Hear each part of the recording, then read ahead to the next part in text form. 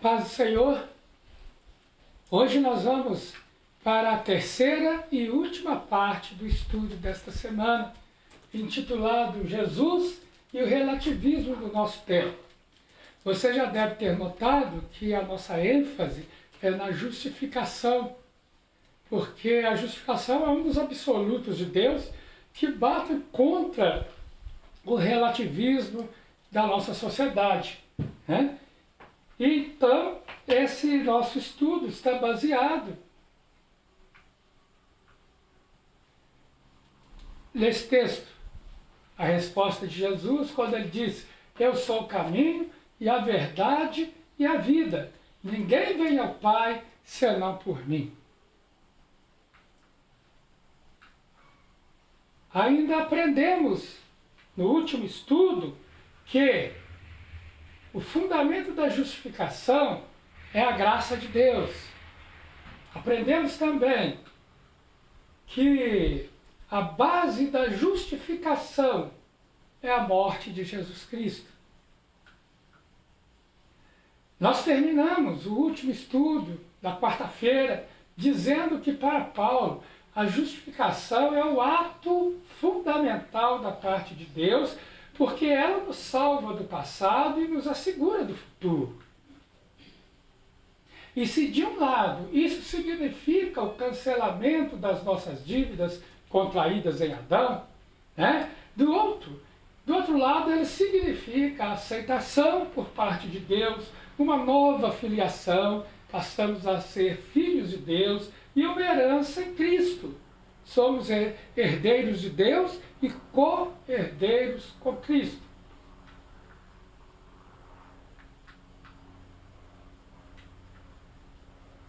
Romanos capítulo 8, foi o último texto que nós lemos para encerrar o estudo da quarta-feira. O apóstolo Paulo diz: que diremos, pois, à vista dessas coisas?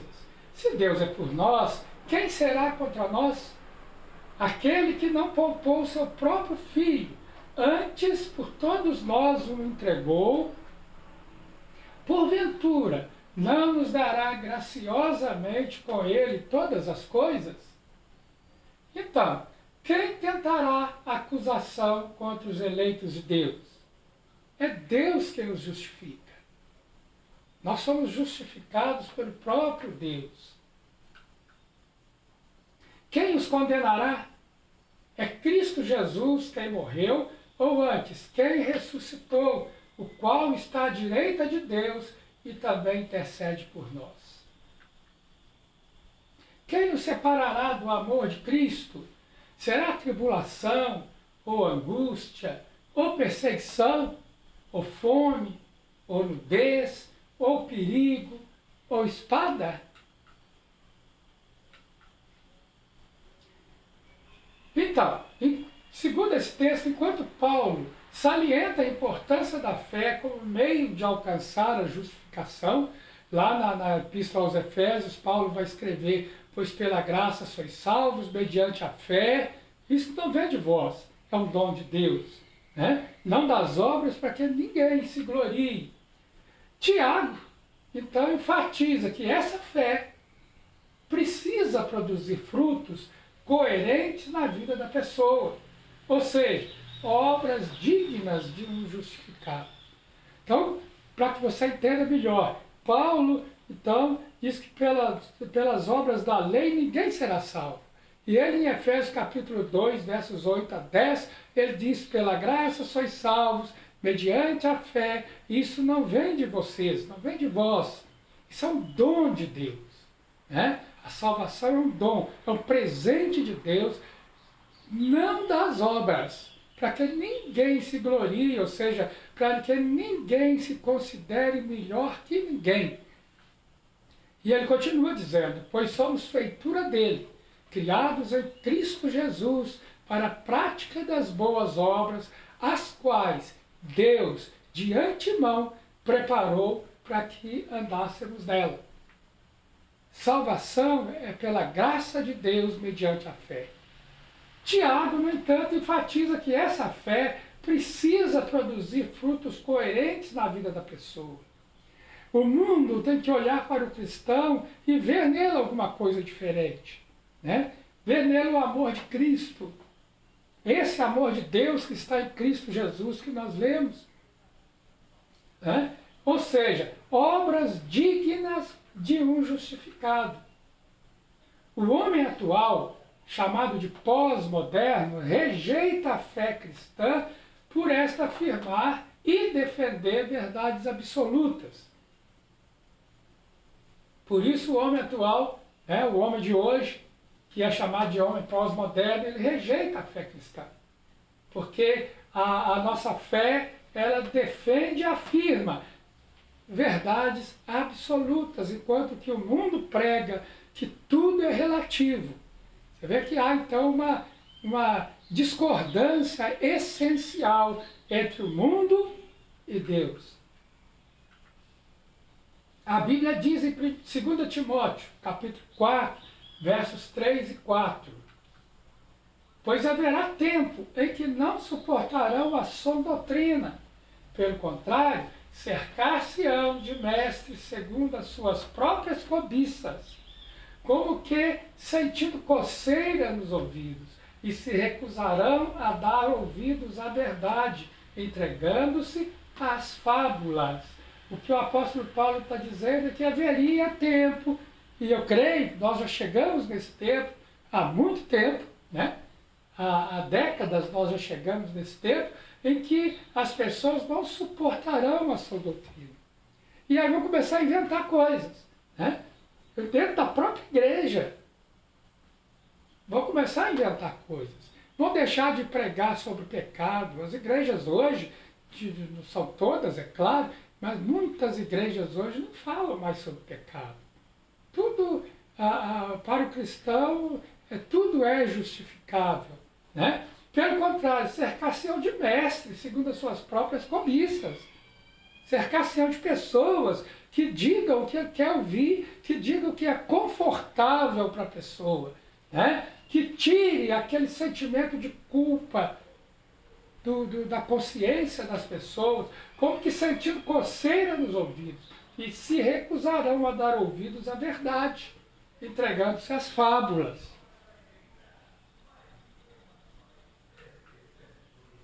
Esse texto diz que há homens que não suportam a verdade, preferindo seguir o que está de acordo com seus desejos. Você precisa, você tem direito de ser feliz.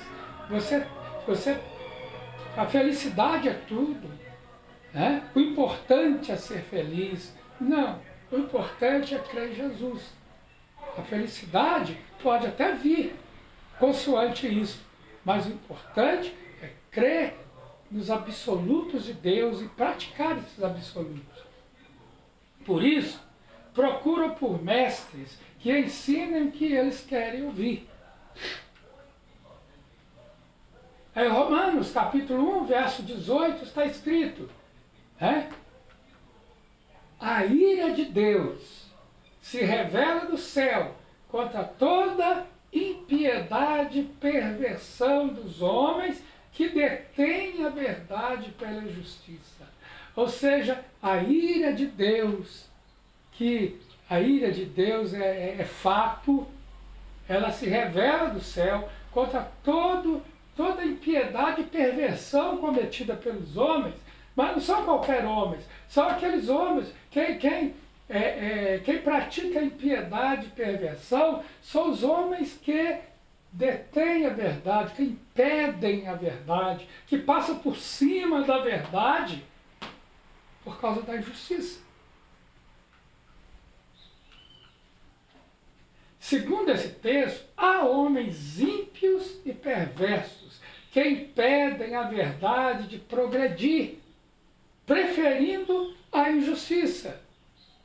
Esse é o mundo em que nós vivemos, onde impera a injustiça de todas as formas, em todas as áreas.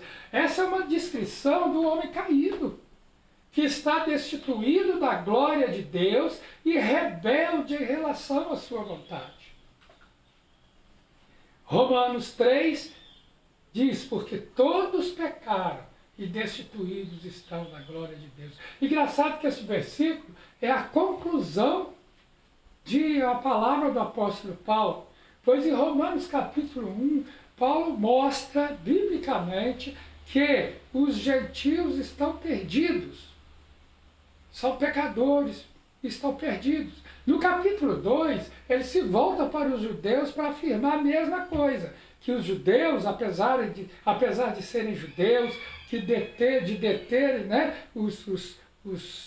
o conhecimento do Deus de Moisés, de Abraão, de Isaac e de Jacó, também são pecadores e estão perdidos. E ele conclui isso tudo dizendo, porque todos pecaram, sem exceção, e destituídos estão da glória de Deus. Na verdade, Deus colocou todo mundo aqui nessa condição, ou Deus viu todos nessa condição, para poder usar a sua graça.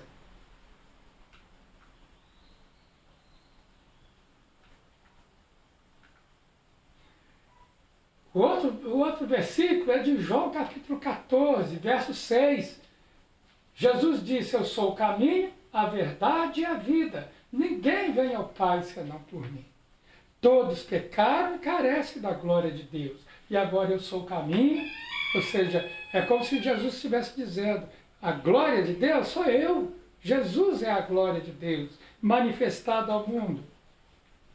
Contrariando as tendências do presente, essa afirmação de Jesus tem como característica marcante ser absoluta.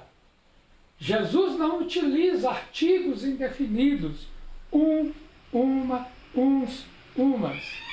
Todo mundo se lembra das aulas de português no colégio. Pois é, Jesus não utiliza artigos indefinidos, dizendo, eu sou um caminho, ou um dos caminhos, ou uma das verdades, né? A verdade é relativa, eu sou uma delas. Não. Hoje as pessoas têm muitos caminhos. É muito comum a gente ouvir a pessoa dizendo que todos os caminhos levam a Deus, né? Jesus não falou isso. Ele diz, eu sou o caminho. Não existe outro. Quando ele diz o caminho, coloca o artigo definido, ele está fechando questão. Eu sou o caminho. Eu sou a verdade. Não uma verdade, mas eu sou a verdade. E eu sou a vida. É questão fechada, né?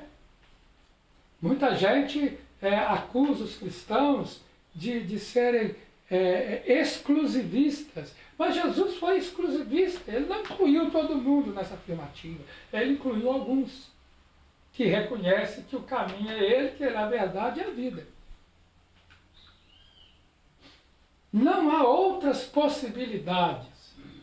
Não há relativismo. Ele é o único meio, a única maneira de se chegar a Deus. Não existe outra. Religião não pode...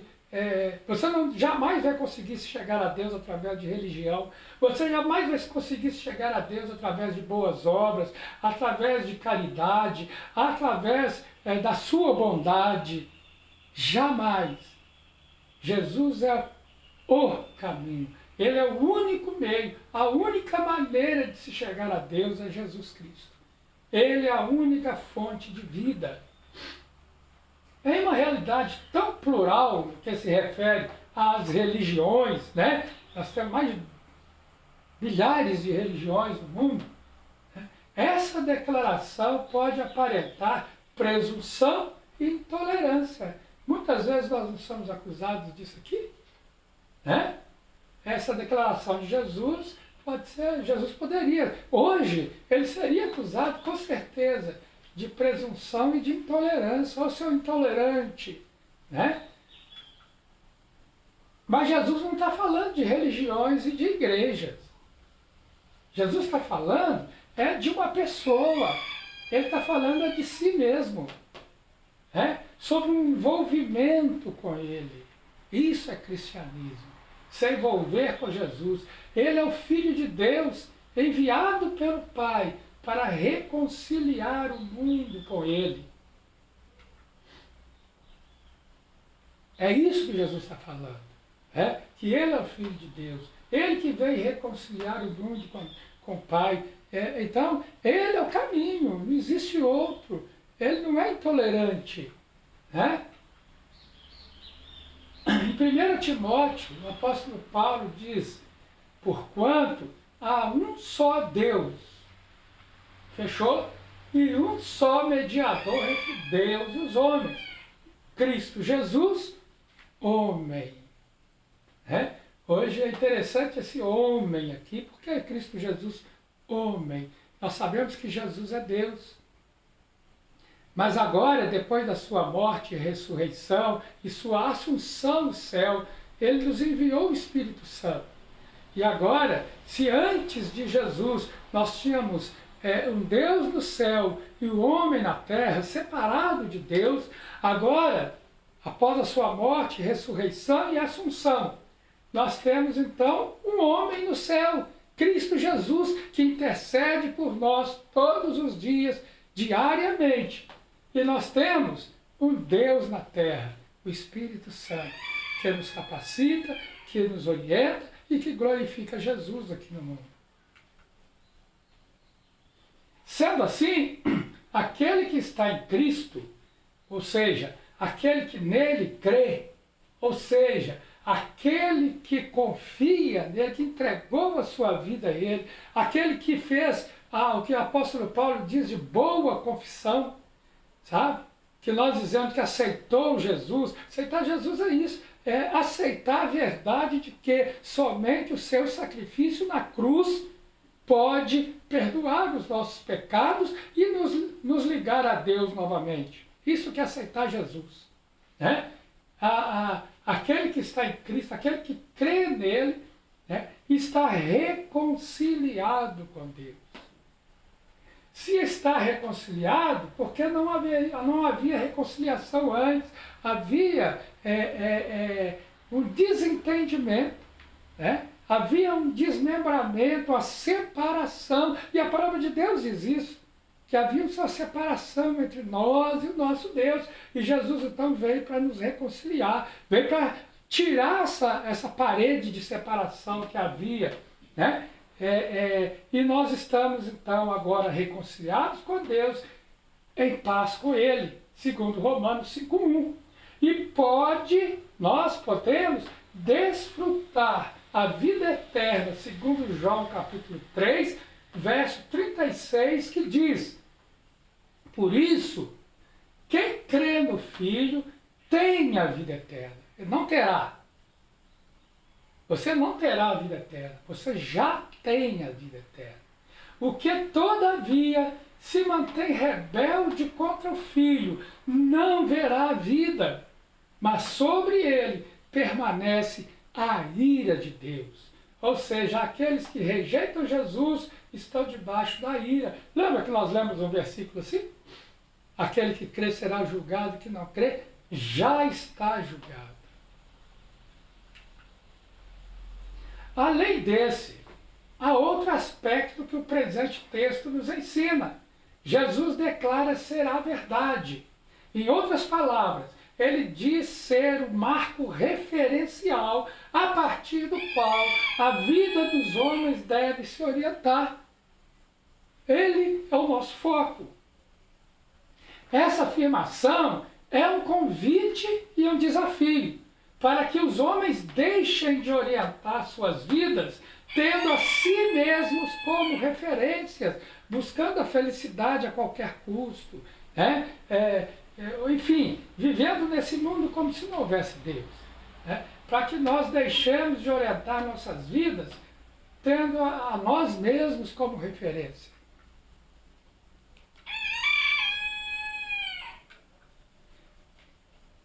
Parem de declarar e defender as suas verdades. É isso que essa afirmação nos faz, o convite e o desafio de pararmos de declarar e defender as nossas verdades. Né? As nossas verdades, sim, são relativas, pois que, se hoje elas são verdades, amanhã podem não ser. É uma chamada submissão a Jesus Cristo. Que deixemos de lado as nossas opiniões e preferências e abracemos a sua vontade. Isso aqui é que é conversão. É quando nós deixamos de lado nossas opiniões pessoais, as nossas preferências, as nossas razões, os nossos objetivos e abraçamos a vontade de Deus por intermédio de Jesus Cristo. Que dirijamos nossas vidas de acordo com a sua verdade, a verdade de Deus em Cristo. E que essa é a única maneira de termos uma vida que realmente vale a pena. Você crê nisso? Você crê que a única maneira de ter uma vida que realmente vale a pena é se entregando a Jesus Cristo? Os desafios, eu sou o caminho, a verdade e a vida, traz desafios para todos nós, tanto para crentes quanto para não crentes. Para os não crentes, ela traz o desafio de reconhecer que Jesus é o único meio de salvação e reconciliação com Deus. Ou seja, traz o desafio de abrir mão de tudo, de si mesmo, abrir mão das suas crenças, abrir mão daquilo que a pessoa tem colocado a sua vida, a sua confiança, e abraçar Jesus Cristo. Isso é aceitar Jesus, isso é conversão, porque quando a pessoa se coloca nessa posição, isso a Bíblia chama de arrependimento, que é uma mudança de atitudes, uma mudança uma mudança de pensamento, de atitude, né? E aí alcançar a reconciliação com Deus. Aí em Atos 4,12 está escrito: e não há salvação em nenhum outro, porque abaixo do céu não existe nenhum outro nome. Não existem santos, não existe nada nem ninguém, sabe? Abaixo do céu, dado entre os homens. Ou seja, que os homens creem, pelo qual importa que sejamos salvos. Jesus é o Salvador. Salvação somente em Jesus Cristo e nenhum outro e nada.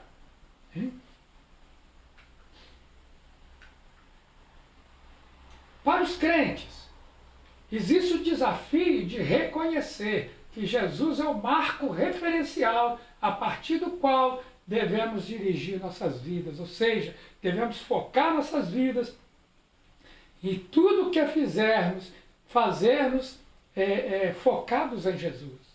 Como diz a palavra, fazermos em nome de Jesus. Né? Isso aí exclui as injustiças. Ele é o nosso padrão e modelo. Jesus é o nosso padrão. Jesus é o nosso modelo. Sua palavra, ou seja, a Bíblia, é o nosso manual, que nós temos que consultar diariamente para que nós nos coloquemos dentro desse referencial. Devemos nos submeter a ela, nos conformando assim à vontade de Deus. Todas as nossas decisões, escolhas, devem estar baseadas na Bíblia. Todos os nossos pensamentos e opiniões devem estar de acordo com os de Jesus Cristo. Tudo aquilo que é honesto, que é de boa fama, seja isso que ocupa o vosso pensamento. Se algum louvor há, né? Se alguma verdade existe. Então, essa afirmação é o maior dos absolutos. Não existe absoluto maior do que isso. Quando Jesus diz: eu sou o caminho e a verdade e a vida. Ninguém vem ao Pai senão por mim. Nós terminamos aqui o nosso estudo, na esperança de que você possa meditar nisso e colocar isso em prática no seu dia a dia. Né? E, então, eu quero agradecer a você e na semana que vem, se o Senhor permitir, nós traremos um outro estudo, uma outra meditação na Palavra de Deus para você. Uma boa noite, que o Senhor abençoe, você tenha uma noite de sono maravilhosa e acorde amanhã bem disposto para adorar o Senhor. Em nome de Jesus.